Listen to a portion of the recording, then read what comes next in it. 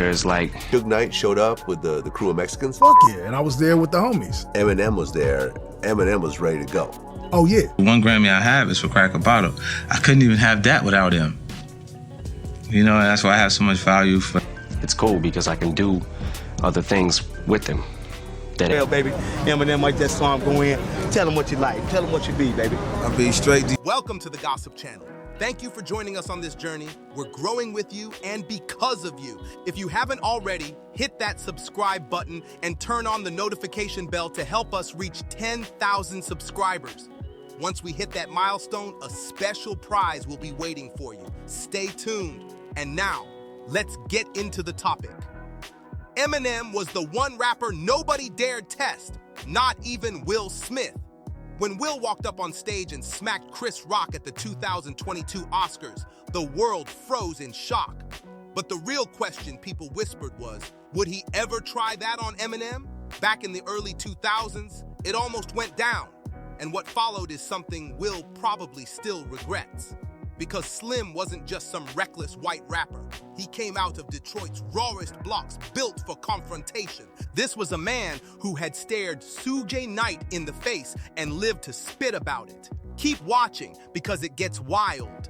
Long before that slap, before the Oscars, before the world ever pictured Will Smith losing his cool in public, he was America's golden boy rapper. Late 90s vibes, Bill Clinton in the White House, MTV running culture, and Will sitting on the throne.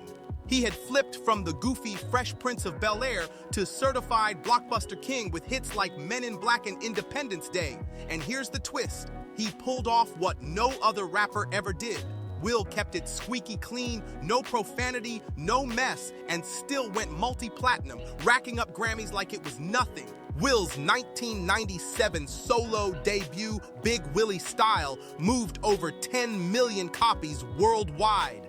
Then came Millennium in '99, a straight-up monster that snatched him another Grammy by early 2000. Will stood as living proof that rap didn't need to be gritty, vulgar, or violent to dominate charts, and he bragged about it. So when he hit the stage at the 42nd Annual Grammy Awards in February 2000 and boldly declared, "I've never used profanity in my records. Rap doesn't need curses to succeed," the crowd cheered loud. But behind the applause, not every rapper was smiling, because way out in Detroit, a storm named Eminem was already forming. That same year, 26-year-old Marshall Mathers, better known as Eminem, dropped the Slim Shady LP, a blood-soaked explosion of lyrical chaos, drugged-out madness, and twisted dark humor. Mainstream America had never seen a white rapper like this before. This wasn't Vanilla Ice. This was Slim Shady, a deranged alter ego born out of poverty, addiction, and pure rage. Eminem was everything Will Smith wasn't. Dangerous, unpredictable, vulgar, raw, and real. So when M heard Will standing tall and bragging about no cursing in his music, it hit different. That wasn't just some clean-cut speech.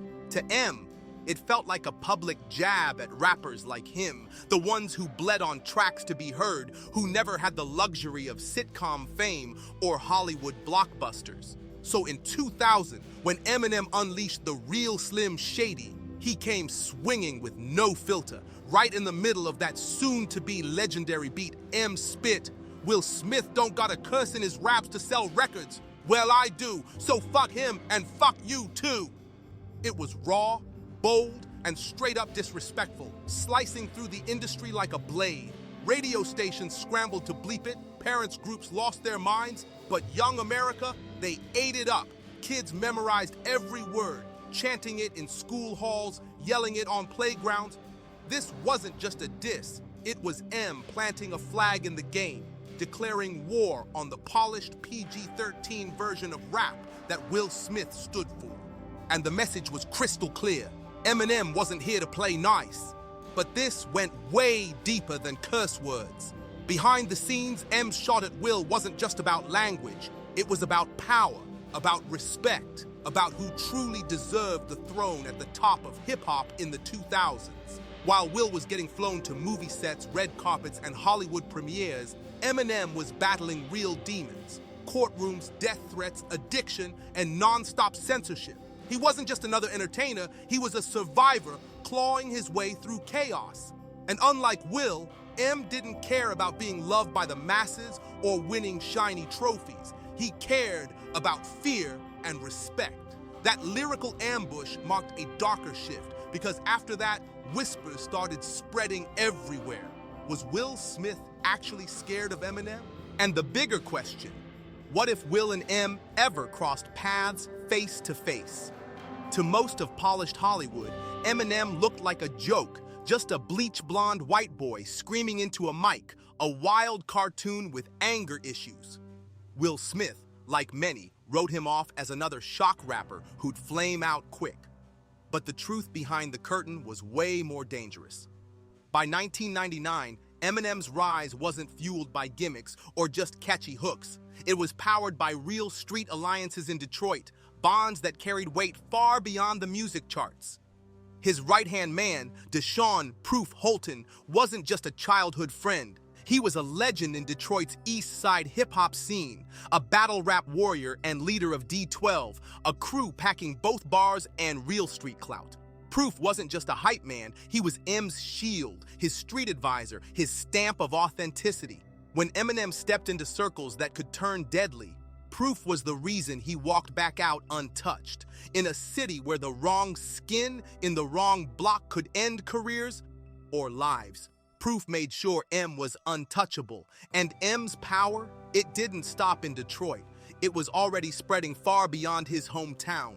By 1998, Dr. Dre had signed Eminem to Aftermath Entertainment, a power move that flipped the balance of hip-hop overnight. Dre, still carrying heavyweight respect from his NWA and Death Row legacy, had just armed himself with a brand new weapon. With Dre's production, industry pull, and business machine, Eminem rocketed from Detroit firestarter to national phenomenon. Meanwhile, Will Smith had no clue that behind M's bleach blonde clownish facade stood a man becoming one of the most protected and most dangerous artists in music. By 2000, M had already seen real street smoke, caught up in multiple altercations. That summer, he was even arrested for pistol whipping a man outside Hot Rock Sports Bar in Warren, Michigan, an incident that slapped him with probation. This wasn't showbiz theatrics. This was a man juggling real beef both inside and outside the booth.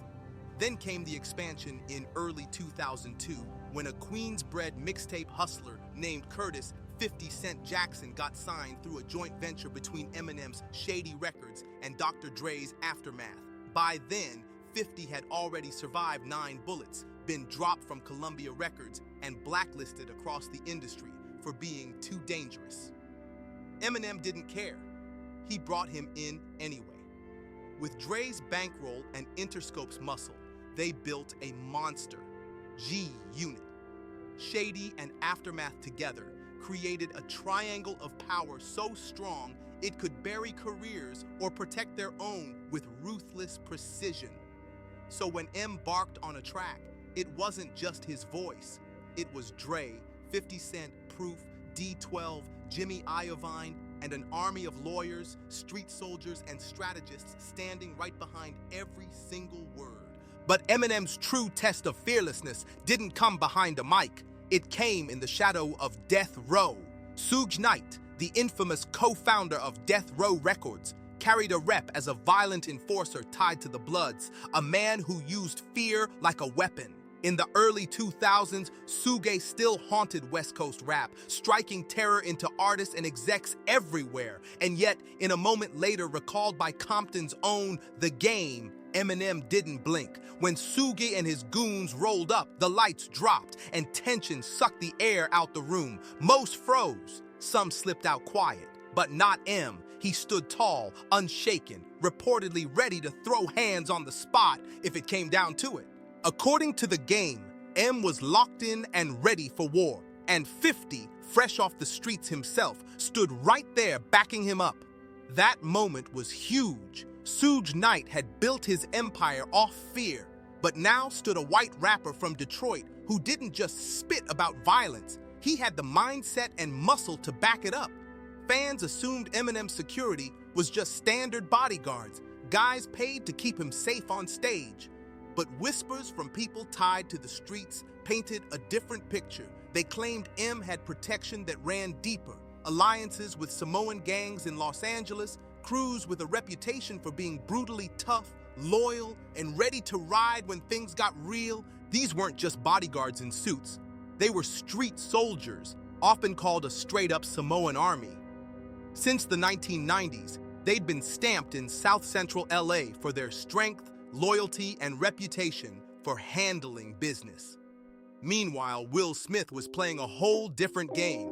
By 2001, he was the Hollywood golden boy, hosting award shows, smiling with diplomats, snapping photos with presidents. His name was spotless, his brand polished to perfection. But Will wasn't built for rap beefs in alleys or showdowns in parking lots. His moves came through agents, publicists, and billion-dollar studios. So when Eminem called him out on wax, Will stayed quiet because quiet was safer. By 2001, beefing with M wasn't just rap drama. It was a war against an industry machine built to shield its most dangerous star. From Dre's cold, calculated business moves to Proof's street muscle, to 50 Cent's rising empire, Eminem was no man to play with, and Will Smith knew it. By then, the beef wasn't just about lyrics. It was about power, about who had real backing and who didn't. To the average fan watching at home, Will's Grammy speech felt harmless, just another clean-cut star pushing positivity in a genre accused of glorifying violence. The media praised him.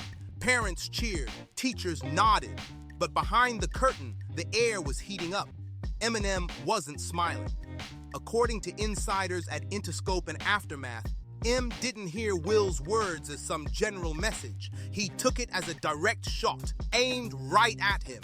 This wasn't about clean music. It was about control, a silent tug-of-war between two completely different worlds of hip-hop, one polished for primetime TV, the other dragged raw from the gutter. And in Eminem's eyes, Will Smith wasn't just speaking for himself. He was the mouthpiece for Hollywood's elite, studio bosses, award show producers, late-night hosts, label execs. The gatekeepers who never wanted a rapper like Eminem sitting at their table. By mid-2000, M's paranoia was boiling. Behind closed doors, his lyrics were being dissected by FCC watchdogs and parental boards. His videos chopped to pieces before airing. Talk shows refusing him if he couldn't be censored. And on top of that, lawsuits stacking against him, from his own mother to his ex-wife, all hitting at once. Even random strangers were coming for him, offended by every lyric. M felt boxed in from all sides. So when Will Smith dropped that Grammy comment in February 2000, right as the Slim Shady LP was exploding, it didn't feel random. To M, it felt like the industry had handpicked Will, the safe, smiling, industry-protected golden boy, to play polite hitman, the grinning assassin sent to take a shot. And Eminem fired back the only way he knew, through music. Just 3 months later, in May 2000, he unleashed The Real Slim Shady, a sarcastic, vicious, hyper-violent anthem off the Marshall Mathers LP with Dre behind the boards. This time, M aimed straight at Will's neck. No metaphors, no sneak disses, just Will Smith don't gotta cuss in his raps to sell records? Well, I do, so fuck him and fuck you too. That line didn't just sting. It echoed everywhere, blasting from radios, scribbled in school notebooks, chanted in classrooms, and debated in record stores. It was shocking, it was messy, but it was addictive, cementing Eminem as the unfiltered voice of a whole generation. By June 2000, The Real Slim Shady had stormed to #1 on the UK singles chart and cracked the top 5 on the Billboard Hot 100. MTV had the video on constant spin, and M was no longer just a rising rapper. He was a global juggernaut with his target crystal clear. Meanwhile, Will Smith's Millennium, released only 6 months earlier, was already fading off the charts, even with his single Will 2K trying to keep it alive. Will's album couldn't touch Eminem's cultural chokehold, and that's when the whispers started. Industry insiders claimed that right after M's track dropped, a closed-door meeting went down at either Sony Music or Columbia Pictures. The message to Will Smith: stand down. No clapback tracks, no interviews, no public smoke, nothing. One rumor even points to Dr. Dre himself, who kept friendly ties with Hollywood execs and had worked with some of Will's collaborators. Allegedly, Dre personally told Will to drop it. Some insiders say it was a polite professional nudge. Others hint it was more like a firm warning. Either way, real or not, the outcome was the same. Will stayed silent while the world watched. Will Smith never uttered another word about Eminem. Not in an interview, not in a lyric, not even by accident. Publicly, Will pivoted fully into film, landing heavyweight roles in Ali, 2001, Men in Black 2, 2002, and Bad Boys 2, 2003. His rap career slid into a side hustle.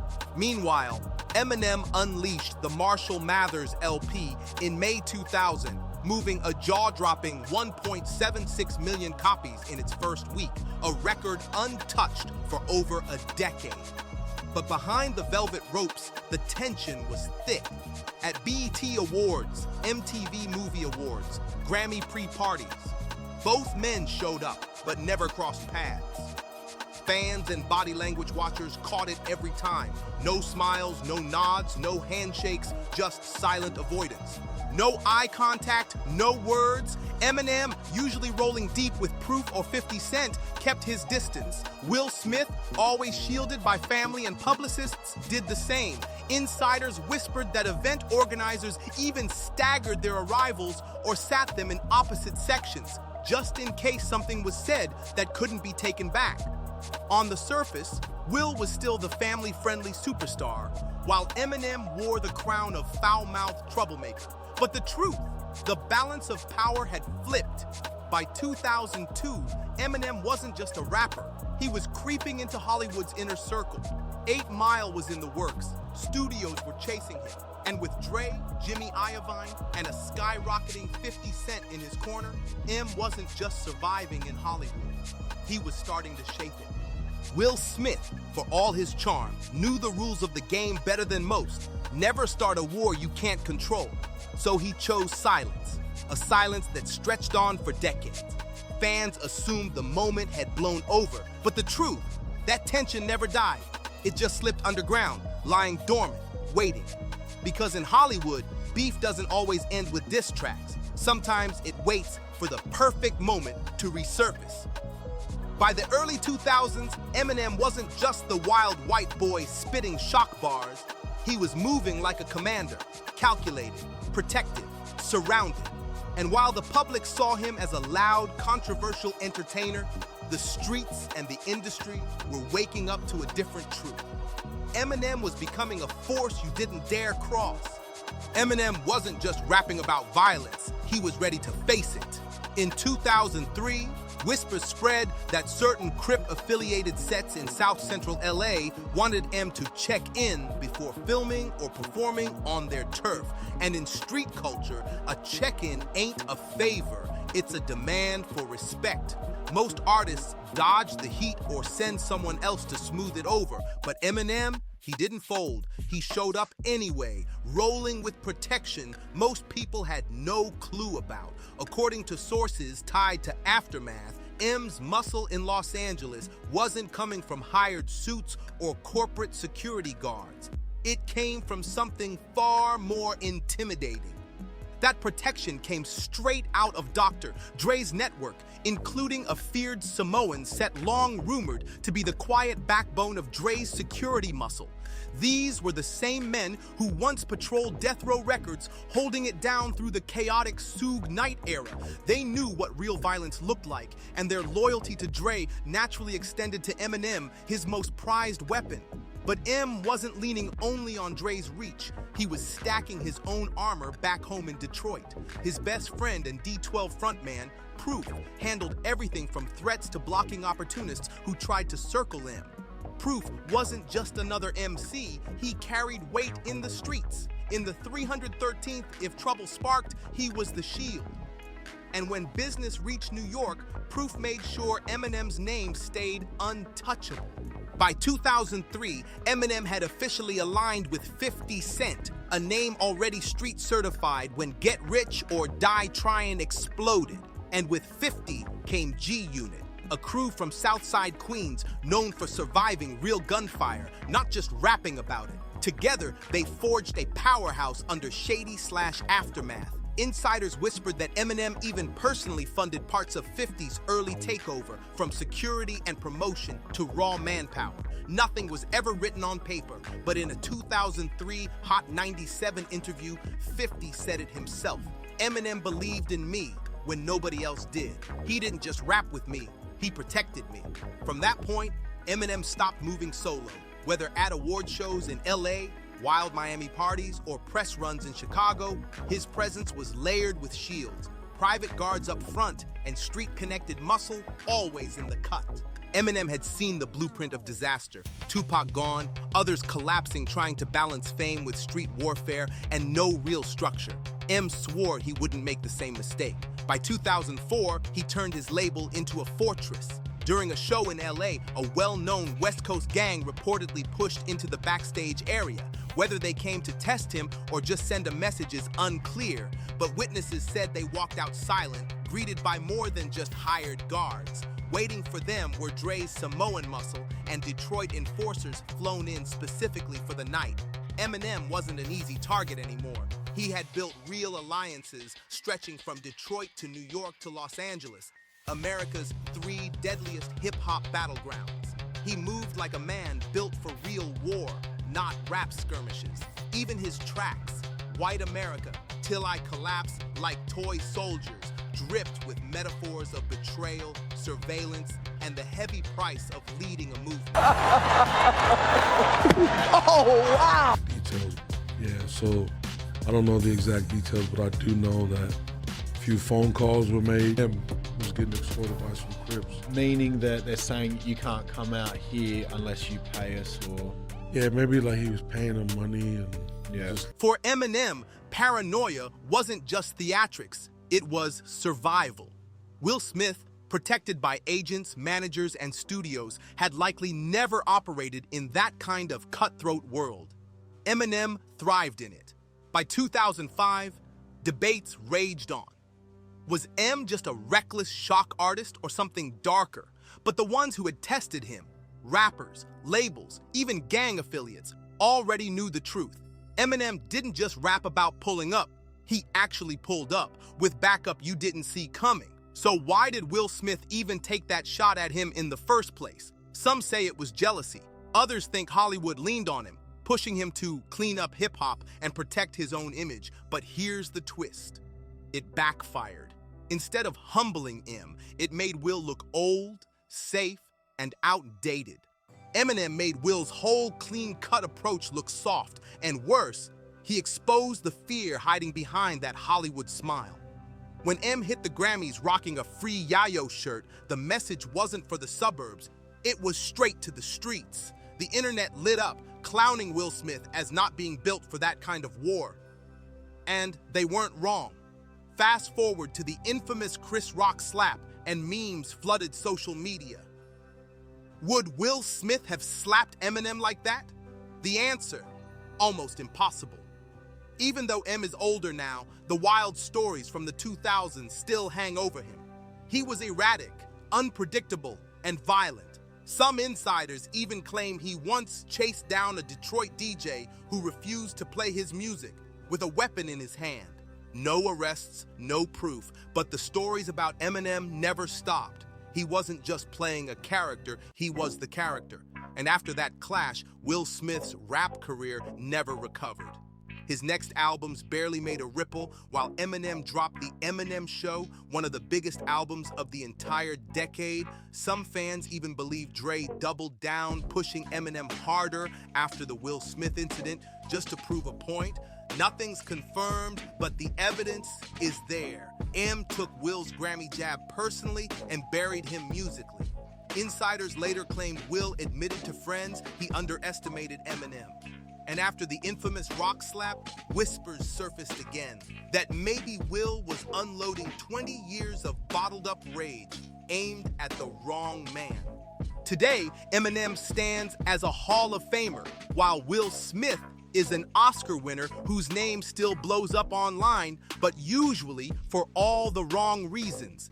And it all traces back to one fateful comment in 1999, aimed at the wrong white rapper. Eminem never had to answer twice. That one savage line in the real Slim Shady said it all. Will never clapped back because deep down, he knew the truth. M wasn't just a rapper to spar with. He was a storm you didn't survive. Eminem wasn't just the better rapper. He was the kind of man you didn't want to face in real life. Some beefs drag on for months. Others linger for decades in silence.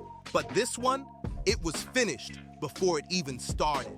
Because with Eminem, sometimes one line is all it takes. And for Will Smith, that line aged less like a diss and more like a warning shot he's probably still hearing today. If you rock with real hip-hop stories, hit that like below, drop a comment, and make sure you subscribe to Gossip for the next one.